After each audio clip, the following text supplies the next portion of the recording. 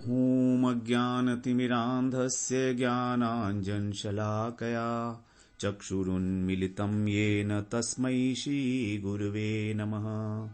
वन्देऽहं श्रीगुरो श्रीयुतपदकमलं श्रीगुरून् वैष्णवांश्च श्रीरूपं सागरजातं सहगण रघुनाथान्वितं तं सजीवं साद्वैतं सावधूतं परिजन सहितं कृष्ण चैतन्य देवं श्रीराधा कृष्ण पादान् सहगण ललिता श्री विशाखान्वितांश्च तमादिदेवं करुणानिधानं तमालवर्णं सुहितावतारम् अपार संसार समुद्र सेतुं भजामहे भागवत स्वरूपम्। हे देव हे दैत हे करुणैक हे भुवनैक बंधो हे कृष्ण हे चपल हे करुणैक सिंधो हे नाथ हे रमण हे नयनाभिराम हा हा कदानुभवितासि पदं दशोर्मे। श्री कृष्ण चैतन्य प्रभो नित्यानंद श्री अद्वैत गदाधर शिवासादि गौर भक्त वृंद। हरे कृष्णा कृष्णा कृष्णा हरे हरे, हरे राम राम राम हरे हरे। हरे कृष्णा। सर्वप्रथम मैं अपने गुरुपाद पद्म ओम विष्णुपाद अष्टोत्तर शत श्री श्रीमद् भक्ति वेदांत माधव गोसाई महाराज के चरण कमलों में अनंत कोटि दंडवत प्रणाम ज्ञापन करता हूं। श्रीमद् भागवत पुराण का हम लोग छठा अध्याय हम लोग श्रवण कर रहे हैं, जो पद्म पुराण से उद्धृत किया गया है। उसमें हम लोग आज 44वें श्लोक से श्रवण करेंगे। इससे पहले बताया गया कि जो सप्ताह यज्ञ की विधि है उसके लिए वक्ता को एक दिन पहले ही क्षौर करा लेना चाहिए और पितरों का पूजन करके फिर कृष्ण को लक्ष्य करके उनकी पूजा करके षोडशोपचार से भगवान की स्तुति करनी चाहिए कि मैं इस संसार सागर में पड़ा हूं, आप मेरा उद्धार कीजिए। फिर भागवत की पूजा करनी चाहिए कि भागवत के रूप में साक्षात कृष्ण ही विराजमान है और बिना किसी विघ्न बाधा के मैं इसका जो सप्ताह पूरा कर सकूं, सप्ताह यज्ञ की विधि पूर्वक। उसके बाद जो व्यास हैं, कथा व्यास हैं, उनकी पूजा करनी चाहिए क्योंकि वो सुख स्वरूप हैं, सुखदेव जी का ही स्वरूप है, सब प्रकार से समझाने में पारंगत हैं। उसके बाद उनके सामने कोई नियम जरूर ग्रहण करना चाहिए जिसका 7 दिन तक पालन किया जा सके और 5 ब्राह्मणों को बिठाकर उनसे द्वादशाक्षर मंत्र का जाप कराना चाहिए जिससे जो हमारा पूजा है वो निर्विघ्न समाप्त हो पाए। और उसके बाद फिर वक्ता को जो है सुबह सूर्योदय से और 3:30 पहर अर्थात 10:30 घंटे तक कथा बाँचनी चाहिए। बीच में 2 घड़ी अर्थात 48 मिनट का ब्रेक होगा। उसमें वो लोग वैष्णव लोग कीर्तन करेंगे प्रसंग के अनुरूप और मलमूत्र के वेग को रोककर जो है अल्पाहारी होना चाहिए। और यदि भोजन की आवश्यकता है तो कोई बात नहीं है, फिर भोजन ले सकते हैं, शुद्ध सात्विक भोजन ले सकते हैं क्योंकि वास्तव में कथा का महत्व है, भोजन का नहीं है। तो यदि संभव हो सके तो 1 बार आहार लें और अगर नहीं है तो 2 बार भी ले लें, लेकिन अल्पाहार हो जो कि कथा श्रवण में सहायक हो, इस प्रकार का भोजन। तो यहां पर अब 44वें श्लोक में कह रहे हैं सनत कुमार जी नारद जी से, सप्ताह व्रतीनां पुंसां नियमा शृणु नारद विष्णु दीक्षा विहीनानां नानाधिकारः कथाश्रवे। यहां पर कह रहे हैं कि जो नियम है कथा सुनने के लिए, श्रोताओं के लिए, सप्ताह व्रतीनां पुंसां, जो व्रत लेके कथा सुनने वाले लोग हैं। क्योंकि ऐसे तो बहुत सारे श्रोता आते हैं, लेकिन जिन्होंने व्रत लिया है कि हम 7 दिन तक नियम लेकर कथा सुनेंगे, तो जो मुख्य यजमान है और उसके अतिरिक्त भी जो और उसके साथ के लोग हैं जिन्होंने नियम लिया है, तो वो कैसे होने चाहिए? वो नियम पूर्वक कथा सुने, नियमात। और विष्णु दीक्षा विहना नाम, यदि उन्हें विष्णु की दीक्षा नहीं मिली है, यदि वो वैष्णव की दीक्षा नहीं मिली है उनको, तो वो कथा श्रवण के अधिकारी ही नहीं है, नियम पूर्वक कथा श्रवण के अधिकारी। वैसे तो कोई भी कथा सुन सकता है वहां पर, लेकिन जो कथा जिसको 7 दिन तक नियम लेके सुननी है उसके लिए एक विशेष है। अब भोजन में तो काफी छूट दी है क्योंकि शरीर से लिंक्ड है, लेकिन अब ये दूसरे नियम बताए जा रहे हैं, इनमें किसी प्रकार की कोई छूट नहीं देने वाले हैं। तो इसमें सुनने का नियम है, जिसने वैष्णव दीक्षा नहीं ली है उसका श्रवण का अधिकार नहीं, उसका श्रवण का ही अधिकार नहीं है, तो कहने का अधिकार तो क्या होगा। और ऐसे बहुत से लोग हैं आजकल के समय में जो वैष्णव मंत्र में दीक्षित नहीं है और भागवत की कथा कर रहे हैं। आश्चर्य है ये सब कुछ, ये भागवत में लिखा है तो भी वो भागवत की कथा करते हैं बिना वैष्णव धर्म में दीक्षित हुए। तो ये नियम है। उसके बाद 45वें श्लोक में कह रहे हैं, ब्रह्मचर्य मध्य सुप्ति पत्रावल्याम च भोजनम कथा समाप्तौ भुक्तिम च कुर्यान नित्यम कथावृति। कि जो पुरुष नियम से कथा सुन रहे हैं उनके लिए कैसा है, ब्रह्मचर्यम अधः सुप्ति, ब्रह्मचर्य का पालन करना है। अधः सुप्ति, अधः माने नीचे जमीन पर, सुप्ति माने सोना, उनको नीचे सोना चाहिए। पत्रावल्याम च भोजनम, और पत्तल में भोजन खाना चाहिए उनको। उसके बाद कथा समाप्तौ भुक्तिम च कुर्यान नित्यम कथावृत्ति, और कथा समाप्त होने के बाद भोजन करना चाहिए। कथा समाप्तौ, तब वहां पर पत्तल के ऊपर भोजन करना चाहिए उनको बैठकर। भोजन में क्या क्या होना चाहिए, 46वें श्लोक में कह रहे हैं, द्विदलम मधु तैलम च गरिष्ठान्नम तथैव च भावदुष्टम पर्युषितम जहां नित्यम कथावृति। द्विदलम, द्विदलम होती है दाल, जैसे अरहर की, मूंग की, इस तरह की जो दालें हैं द्विदल वाली। और उसके बाद मधु शहद, तेल, गरिष्ठान्न, ये भारी भोजन जो है जो पचाने में कठिन हो, और जो भावदुष्टम,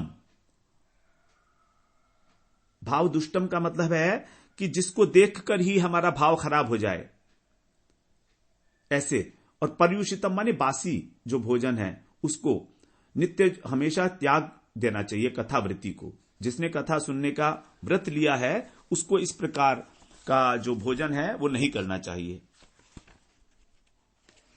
क्योंकि ये सब गरिष्ठ भोजन है और उसका जो एकाग्रता है मन की, उससे वो ठीक नहीं रह पाएगा, अच्छी प्रकार से नहीं सुन पाएगा।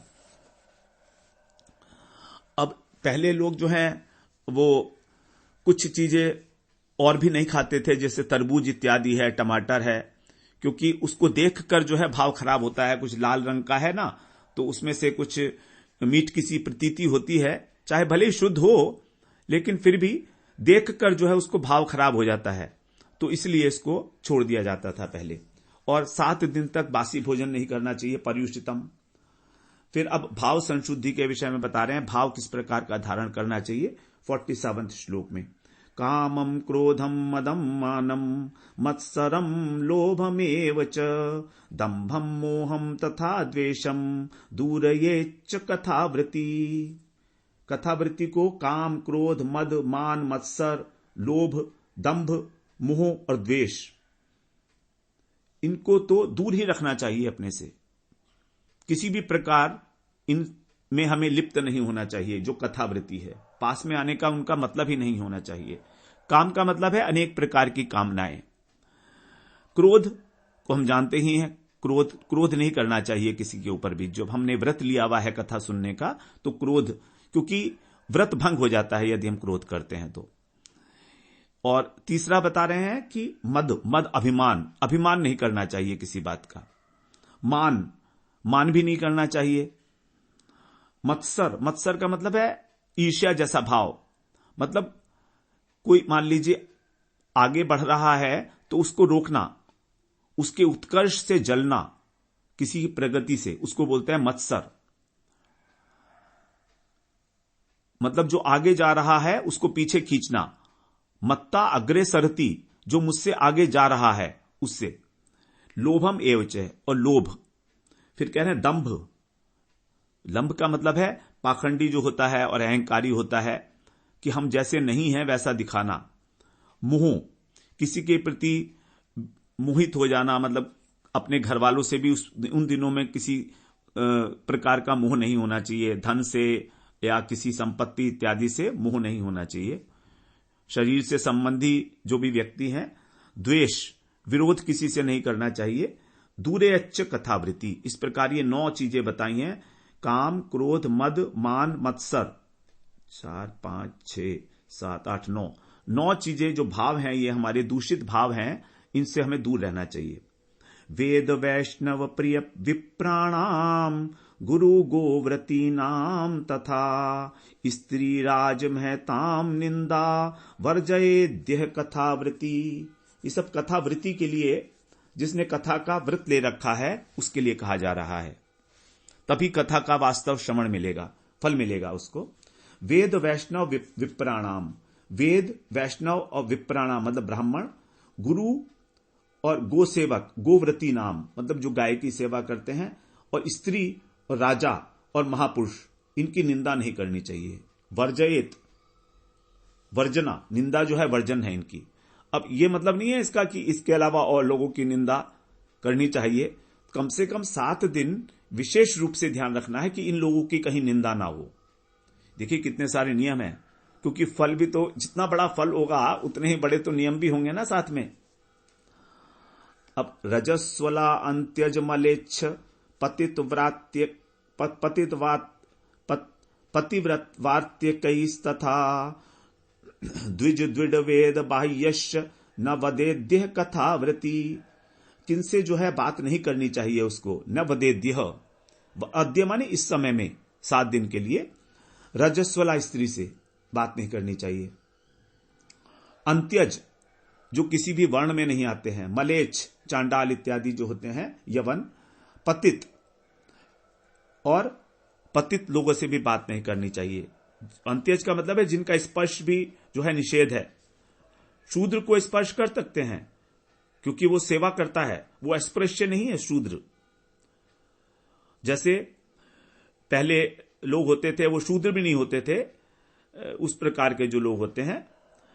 और उसके बाद अंत्यज हो गया है, चारों वर्णों से बाहर वाले लोग हैं। मलेच्छ का मतलब है जो सनातन धर्म के विरोधी हैं, यवन इत्यादि। और पतित का मतलब है जो चरित्रहीन है, गिर चुके हैं। और व्रात्यक, व्रात्यक का मतलब है जिन्होंने अपने स्वधर्म को त्याग कर दिया है, व्रात्यक। और द्विज, द्विज द्विड, द्विज द्विड का मतलब है कि जो ब्राह्मणों के द्वेषी हैं, ब्राह्मणों से द्वेष करते हैं, उनकी बुराई करने वाले हैं, उनसे। और जो वेद मार्ग से बाहर हैं, वेद बाह्यश्च अर्थात वेद विरोधी हैं, उन लोगों से, इन 7 लोगों से जो है बात नहीं करनी चाहिए। कौन कौन है? रजस्वला स्त्री, अंत्यज, उसके बाद मलेच्छ, पतित, व्रात्यक जो ब्राह्मणों से द्वेषी हैं, उनकी बुराई करने वाले हैं, द्विज द्विड, और वेद बाह्य जो वेदों के विरोधी हैं। इस प्रकार के 7 लोगों से बात भी नहीं करनी चाहिए। 50वें श्लोक में कह रहे हैं सत्यम शौचम, क्या करना चाहिए वो बता रहे हैं। सत्यम शौचम दया मौनम आर्जवम विनयम तथा उदार मानसम तद्वैदेव तद्वत एवं कुर्यात कथावृत्ति। सत्यम, सत्य बोलना चाहिए। शौच, शौच का मतलब है अंदर और बाहर की पवित्रता। तो यहां पर देखिए शौच कहा गया है, पवित्रता है शौच का अर्थ, सफाई नहीं है। सफाई होती है स्वच्छता, स्वच्छता बाहर की होती है और पवित्रता अंदर की होती है। जैसे बाथरूम स्वच्छ तो होता है लेकिन पवित्र नहीं होता, क्योंकि वहां पर हम भोजन नहीं कर सकते, चाहे कितना ही स्वच्छ हो। तो बाथरूम कभी भी पवित्र नहीं होता है। इसी प्रकार से जो भजन है उसमें, भक्ति मार्ग में या किसी भी परमार्थिक मार्ग में, जो लॉन्ड्री में धुला हुआ कपड़ा है उसको पवित्र नहीं माना जाता। ठाकुर जी की सेवा उस वस्त्र से को पहनकर नहीं की जाती। जो घर में धोया हुआ है साफ जल से, उसको पहनकर ही ठाकुर के सामने उनकी सेवा की जा सकती है। तो यहां पर पवित्रता का जो है वो महत्व है, न कि स्वच्छता का। शरीर की शुद्धि को कहा जाता है स्वच्छता, और मन की शुद्धि को कहा जाता है पवित्रता। दया, दया का भाव सबके प्रति होना चाहिए। मौन, अधिक से अधिक मौन रखना चाहिए, अनावश्यक नहीं बोलना चाहिए। विनय, आर्जवम ने सरलता, किसी प्रकार की कोई आपस मन के अंदर ऐंठ, कोई अकड़ टाइप की नहीं होनी चाहिए। विनय मतलब विनम्रता। और उसके बाद उदार मानसम, मन को उदार रखना है, छोटी छोटी बात पर ध्यान नहीं देना है। जैसे बड़ा उत्सव होता है अनुष्ठान में कोई भी, तो कोई व्यक्ति कभी कुछ काम गलत कर देता है या कोई छोटी मोटी चोरी हो जाती है, इस प्रकार की जो घटनाएं हो जाती हैं 7 दिन तक कुछ ना कुछ, तो उसके ऊपर ज्यादा परेशान नहीं होना चाहिए किसी प्रकार से, मन को उदार रखना चाहिए। ठीक है, अगर कुछ हो गया तो, कोई नुकसान हो गया अगर, तो इस प्रकार से मन को रखना चाहिए। अपना जो बैलेंस है उसको लूज नहीं करना चाहिए। अब उदारता का बर्ताव करके 50वें श्लोक में कहा। अब 51वें श्लोक में कह रहे हैं कि किसको ये कथा श्रवण करनी चाहिए विशेष रूप से। दरिद्रश्च क्षयी रोगी, निर्भाग्य है पाप कर्मवान, अनपत्यो मोक्ष काम है, शृणुयाच कथाम इमाम। जो दरिद्र हैं उनको ये कथा सुननी चाहिए, सकाम भाव से सुननी चाहिए, अपने दारिद्र्य को मिटाने के लिए, गरीबी को मिटाने के लिए, क्योंकि दरिद्रता एक अभिशाप है वास्तव में। दरिद्रता, उससे अपना व्यक्ति पेट भी नहीं भर सकता, परिवार का पालन नहीं कर सकता, तो उसे कथा सुननी चाहिए। क्षयी, जिसको क्षय रोग है, टीबी वगैरह, शरीर उसका नष्ट होता जा रहा है, धीरे धीरे क्षय हो रहा है। रोगी, किसी भी प्रकार का कोई और रोग हो। निर्भाग्य, जो दुर्भागा है, किसी भी चीज में हाथ डालता है तो नुकसान हो जाता है उसको, अभाग्य है, दुर्भाग्य है अगर। पाप कर्मान, और जो पाप करने वाला है, पापों को नष्ट करने के लिए। अनपत्यो, जो संतानहीन है। और मोक्ष काम, जिसको मोक्ष की कामना है। शृणुयात च कथाम इमाम, इस कथा को उन्हें सुनना चाहिए। आगे कह रहे हैं अपुष्पा काक वंध्या च वंध्या या च मृतार्भका, स्रवद गर्भा च या नारी तया श्राव्या प्रयत्नतः। ये कथा स्त्रियों के लिए कह रहे हैं यहां पर कि किस प्रकार की स्त्रियों को विशेष रूप से प्रयत्न पूर्वक सुननी चाहिए। अपुष्पा, जिनको मासिक धर्म नहीं होता है, उनके लिए कहा गया है अपुष्पा। उसके बाद काकवंध्या, काकवंध्या का है जिसके संतान की संभावना नहीं है, संतान नहीं होगी बिल्कुल भी।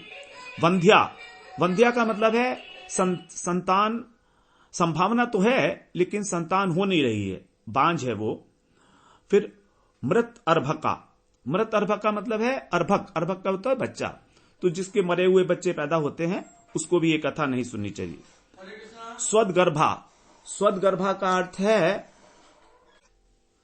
स्रवदगर्भा का अर्थ है कि जिस नारी के गर्भवती तो होती है लेकिन वो नष्ट हो जाता है जब उसका गर्भ, तो उसको कहा जाता है स्रवदगर्भा।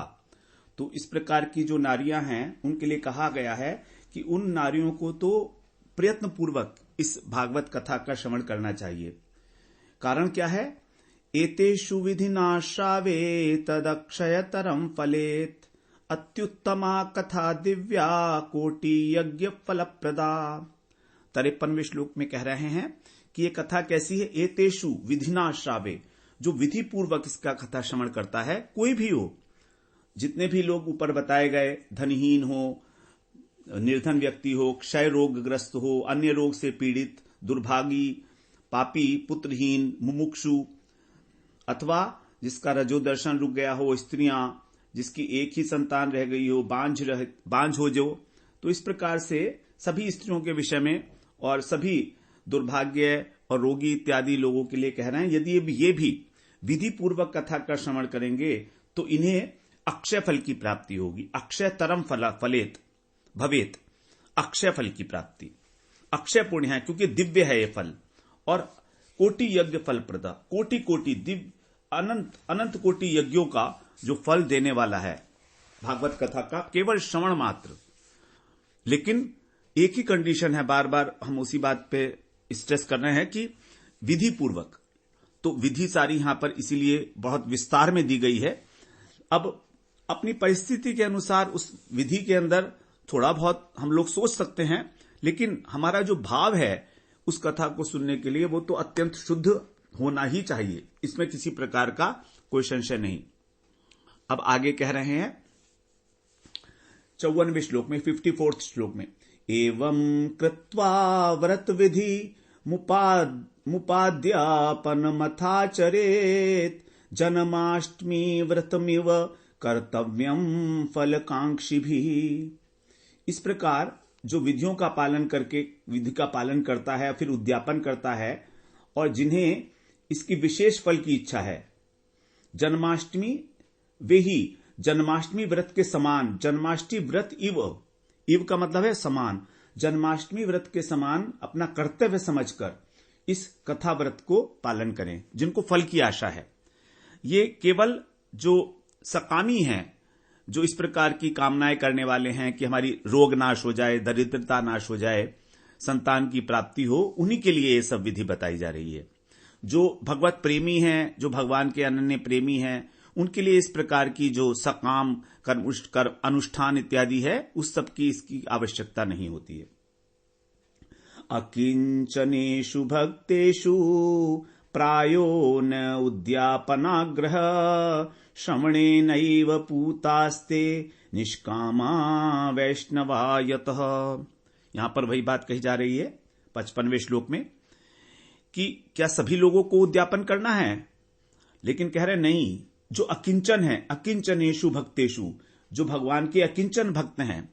अब यहां पर देखिए, अकिंचन का अर्थ बड़ा महत्वपूर्ण हो जाता है, जिनका अपना कहने के लिए कुछ भी नहीं है, किंचित मात्र भी। उनके पास है, हो तो सकता है बहुत कुछ हो, लेकिन वो अकिंचन है, क्योंकि वो सब कुछ भगवान का मानते हैं। जैसे युधिष्ठिर महाराज के पास तो पूरा साम्राज्य था, चक्रवर्ती राजा थे वो, लेकिन उनको अकिंचन कहा जाता है, क्योंकि वो युधिष्ठिर महाराज कहते हैं कि मेरा तो इसमें है ही नहीं, मैं तो केवल भगवान का एक कठपुतली मात्र हूं, ये सब तो कृष्ण का है, मेरा नहीं है ये।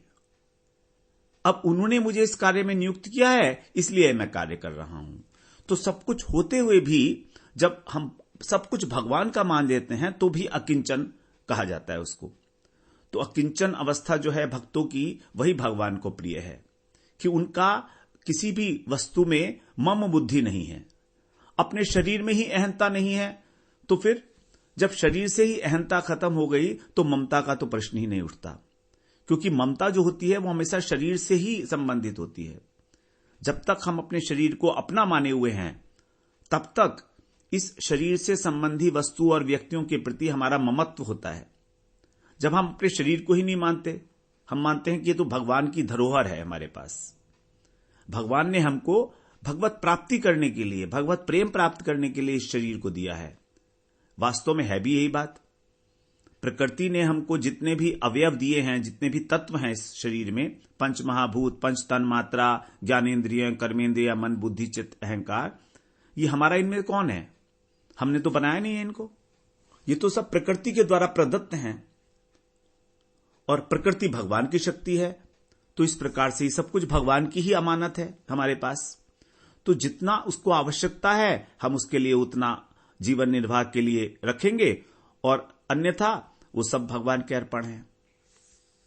अकिंचनेषु भक्तेषु प्रायो न उत्पाद्यन आग्रह, उनके लिए किसी प्रकार का आग्रह नहीं है उद्यापन इत्यादि करने का। श्रवणे नैव पूतास्ते, केवल श्रवण मात्र से ही वो पवित्र हो जाते हैं, उनका श्रवण ही पवित्र है। श्रवणेन एव पूतास्ते, पूत माने पवित्र। निष्कामा वैष्णवायता, जो निष्काम वैष्णव हैं, भगवत भक्त हैं, उनके लिए यह बात कही जा रही है। उनके लिए किसी भी प्रकार का, क्योंकि वो तो भगवान के अतिरिक्त और किसी प्रकार का कर्मानुष्ठान मानते ही नहीं, किसी प्रकार का वो कर्मानुष्ठान नहीं करते हैं, क्योंकि निष्काम हो चुके हैं वो, और केवल श्रवण मात्र से ही पवित्र हो जाते हैं।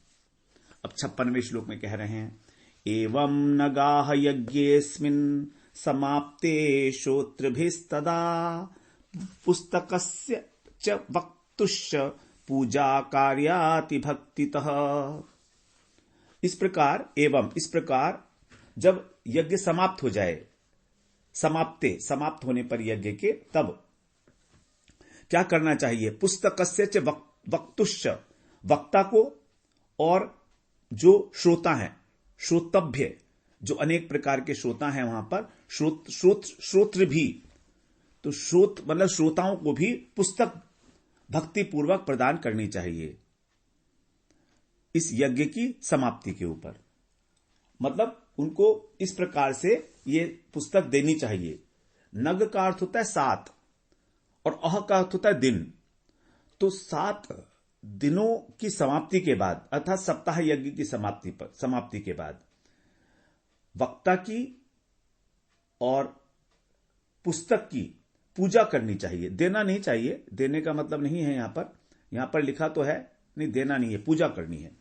तो पुस्तक की, वक्ता की और श्रोताओं की, तब श्रोताओं को अत्यंत भक्तिपूर्वक, अच्छा जो श्रोता लोग हैं उनको, जो श्रोता हैं उनको, जो व्यास बोल रहे हैं, कथा व्यास हैं उनकी, और इस ग्रंथ की, श्रीमद् भागवत की पूजा करनी चाहिए।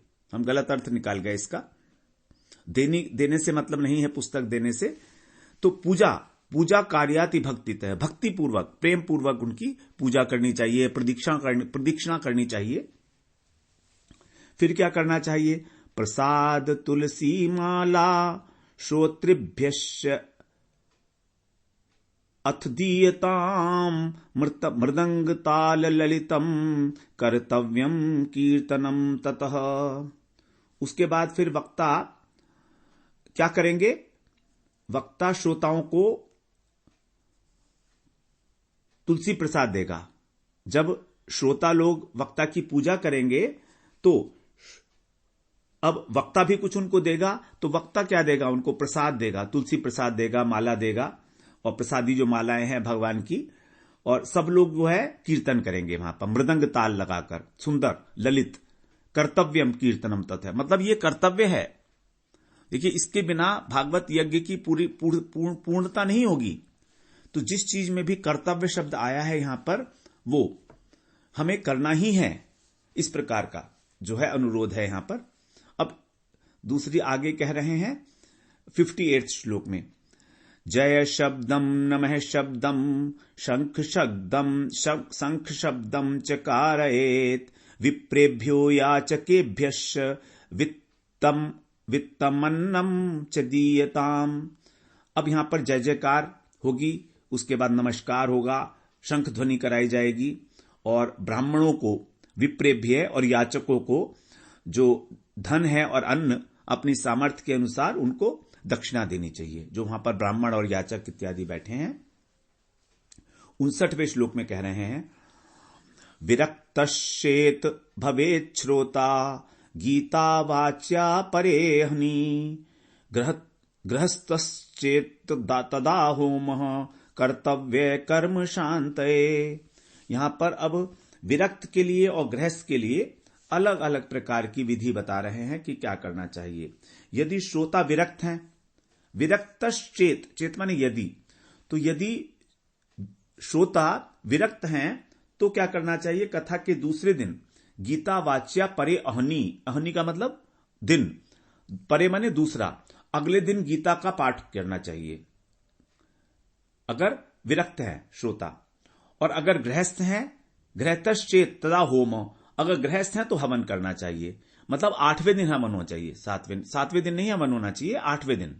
7 दिन की तो कथा हो गई, अब अगले दिन के लिए कह रहे हैं 8वें दिन कथा, 8वें दिन जो हवन कराना चाहिए विधि विधान पूर्वक वैदिक मंत्रों से।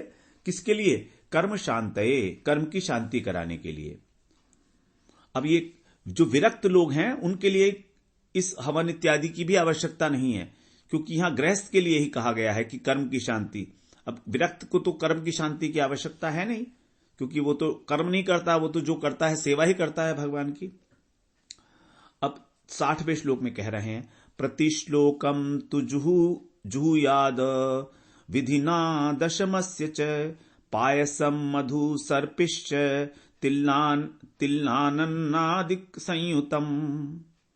उस हवन में दशम स्कंध का प्रति श्लोकम, एक एक श्लोक पढ़कर विधि पूर्वक जुहुया, जुहुया माने हवन करना, किस किस चीज से? पायस का मतलब खीर, मधु का मतलब शहद, उसके बाद सर्पिष्य, और सर्प का मतलब धृति, घी, और तिल और अन्न इत्यादि सामग्रियों से मिलाकर और तब श्लोक करना चाहिए। तो देखिए, या तो 18,000 श्लोक से हवन करना पड़ेगा, क्योंकि गीता इसमें भागवत में 18,000 श्लोक हैं, और अथवा 10वें स्कंद के जो श्लोक हैं उन्हीं से। तो उसके अंदर खीर, शहद और सर्पिष्य, मतलब सर्पिष्य का मतलब होता है घी के अंदर जब हम चावल और बूरा इत्यादि मिला लेते हैं, तब उसको मिलाने के बाद जो चीज बनती है उसको बोलते हैं सर्पिष्य। 61वें श्लोक में कह रहे हैं, हमनम अथवा हमनम कुर्याद गायत्र्या सुसमाहितः तन्मयत्वात् पुराणस्य परमस्य च तत्वतः।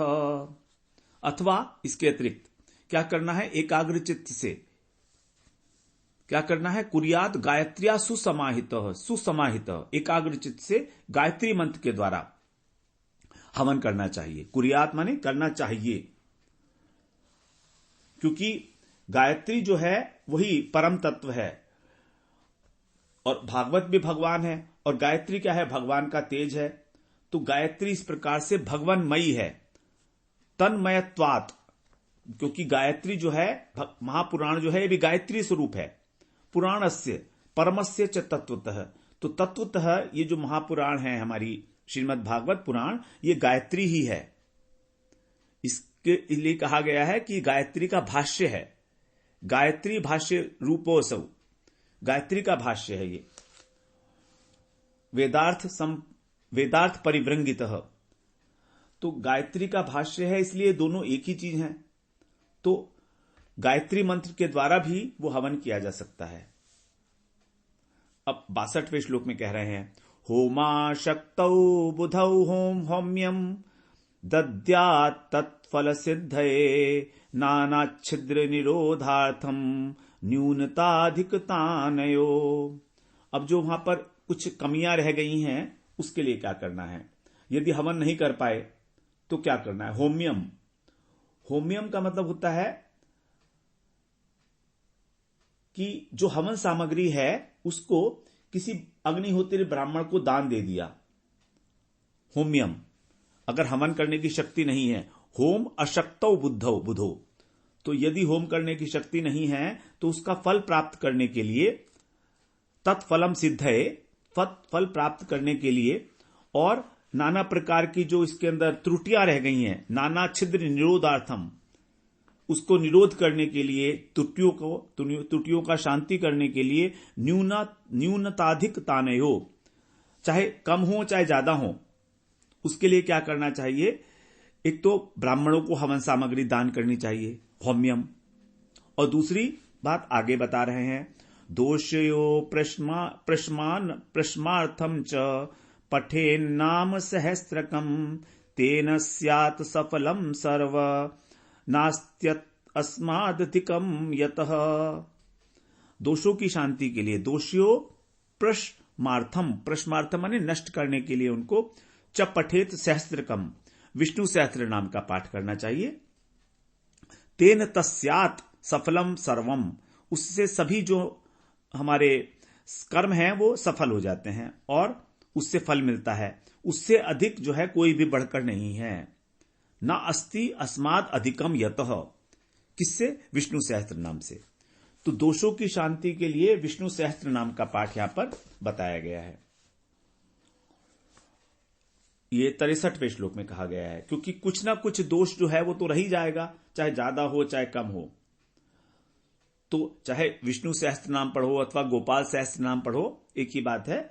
तो इसमें सारे कार्य पूरे हो जाते हैं, क्योंकि नाम से अधिक तो कुछ है ही नहीं भगवान के। नाम जो है वो सभी प्रकार की त्रुटियों का शमन करने वाला है। भगवान का जो नाम है इतना पवित्र है, तो नाम का कीर्तन करना, सहस्त्र नाम का पाठ करना, इससे सारे दोषों का शमन हो जाता है। फिर आगे कह रहे हैं 65वें श्लोक में, शक्तौ पलत्रयमितं स्वर्ण सिंहम विधाय च तस्त्रास्य पुस्तकम स्थाप्यम लिखितम ललिताक्षरम। यदि सामर्थ्य है, शक्तौ यदि सामर्थ्य है तो क्या करना चाहिए? पलत्रय बितम, 3 तोले सोने का जो है सिंहासन बनवाना चाहिए। स्वर्ण सिंघम विधाय च, सिंघम मतलब सिंहासन, स्वर्ण तो सोने का सिंहासन विधाय च, उसका विधान करना चाहिए। और उस पर क्या करना चाहिए? तत्रस्य पुस्तकम स्थाप्य, उस पर श्रीमद् भागवत ग्रंथ को स्थापित करके, पोथी को स्थापित करके, और फिर ललित अक्षरम, सुंदर अक्षरों से जो लिखी हुई भागवत की पोथी है। आगे 66वें श्लोक में कर रहे हैं क्या करना चाहिए उसका? संपूज्यावहनाद्यस तदुपचारै सदक्षिणम वस्त्रभूषण गंधाद्यै पूजिताय यतात्मने, उसका पूजन करना चाहिए। संपूज्य, आवाहन इत्यादि करके उसको विविध प्रकार के जो उपचार हैं उनके द्वारा हमको उसका दक्षिणा दे देनी चाहिए। दक्षिणा के साथ, सदक्षिणम, दक्षिणा के साथ, दक्षिणा में क्या है? वस्त्र, भूषण, गंध इत्यादि, और उससे उसको पूजन करके आचार्य को दे देना चाहिए। यतात्मने, जो अपनी इंद्रियों को कंट्रोल करने वाला आचार्य है, कथा व्यास जो है, उसको ये समर्पण कर देना चाहिए दक्षिणा के साथ। तो दक्षिणा जो है वो आचार्य को दी जाती है, कथा व्यास को दी जाती है, उसका पूजन करके, श्रीमद् भागवत ग्रंथ को सिंहासन के ऊपर स्थापित करके। इस प्रकार से ये सारा जो विधि है, ये सब, इस बात का हमेशा हमको ध्यान रखना है कि वो सारी विधि उन्हीं के लिए है जिनको किसी प्रकार का जागतिक सुख और पारलौकिक सुख चाहिए। जो भगवान के निष्काम भक्त हैं, वैष्णव हैं, भगवत प्रेम के अतिरिक्त जिनकी किसी प्रकार की कोई अभिलाषा नहीं है, उनके लिए ये सारी चीजें एप्लीकेबल नहीं होती हैं। लेकिन जितना कर लिया जाए उसमें कोई हार्म नहीं है। अगर गृहस्थ के पास सामर्थ्य है तो उसको इस प्रकार से करना चाहिए। फिर आगे कह रहे हैं, आचार्याय सुधीर दत्वा मुक्तः स्यात् भवबंधनै एवं कृते विधाने च सर्व पाप निवारणे। इस प्रकार जो देता है आचार्य को, वो परम पवित्र हो जाता है। सर्व पाप निवारणे, उसके सारे के सारे जो पाप इत्यादि हैं वो सब खत्म हो जाते हैं। ऐसा करने से जो बुद्धिमान दाता है वो भवबंधन से मुक्त हो जाता है। सुधीर दत्वा, जो बुद्धिमान है वही ऐसा करेगा। तो इस सप्ताह पारायण की विधि जो है सब पापों को नष्ट करने वाली है और हमारे भवबंधन को भी खत्म करने वाली है।